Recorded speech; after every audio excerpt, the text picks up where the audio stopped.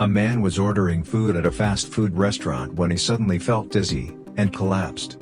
One of the employees, Pam, quickly rushed to help and shouted for someone to call 911. But the store owner, Edwin, angrily scolded Pam, not for her kindness, but for giving food to what he called a filthy homeless man. Pam insisted the man wasn't faking it. She recognized the signs, the same symptoms her mother had from diabetes. Thanks to Pam's quick action, the man's life was saved. But just a few days later, Pam was fired. Edwin accused her of helping a homeless man steal food and embarrassing him in front of customers. Pam pleaded with him, explaining she was struggling, but Edwin slammed the door in her face. Days passed. Then, the man who had collapsed returned to the restaurant. This time, he looked healthy, clean, and well-dressed. He introduced himself as Josh, and asked to speak to the woman who saved his life. When he found out Pam had been fired, he was shocked.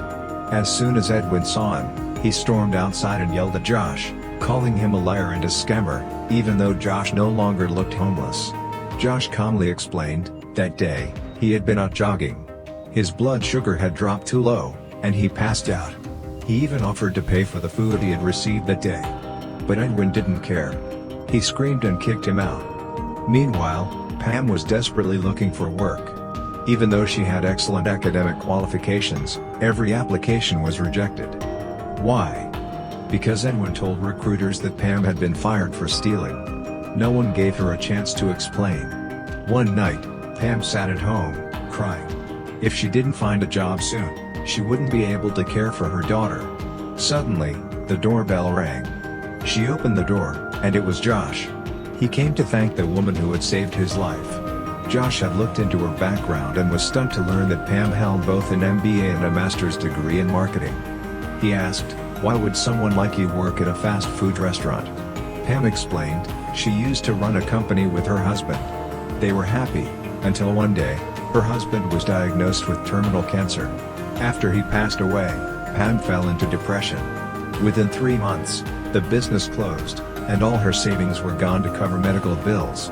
She had no choice but to find work, any work, to survive. After hearing her story, Josh handed her a business card and said, "If you come to this address at 9 a.m. tomorrow, I'll have an answer to your job situation." The next morning at 9 a.m. sharp, Pam arrived, only to discover that Josh was the director of the largest marketing firm in the entire state. Not only that, he offered Pam the position of copyright manager at his company. This was his way of repaying the woman who had once saved his life.